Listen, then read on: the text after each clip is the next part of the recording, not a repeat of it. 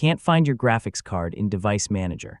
A missing display adapter can cause resolution problems, poor graphics performance, or other display issues. In this guide, I'll show you how to find and restore it. First, open Start and search for Device Manager. Look for display adapters and expand the category. If your graphics adapter isn't listed, continue with the next steps. Open the View menu and select Show Hidden Devices. Check Display Adapters again. A faded graphics adapter may appear if Windows has previously detected it.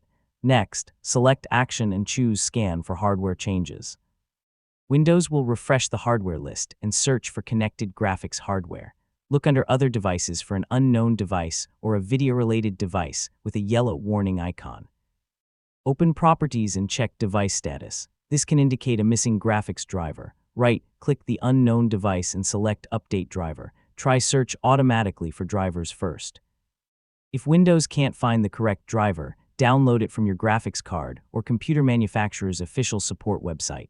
Open Settings, go to Windows Update, and select Check for Updates. Then check Optional Updates for available driver updates. Install relevant updates and restart your PC. If the display adapter is still missing, check your computer's BIOS or UEFI settings. Some systems provide options related to integrated or dedicated graphics. Only change settings if you know what they control.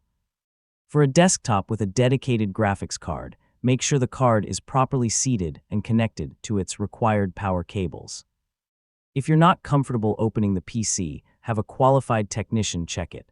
And that's how to troubleshoot a missing display adapter in Device Manager. Start with hidden devices and a hardware scan, then check drivers, Windows Update, and hardware connections. So test your display after each major change.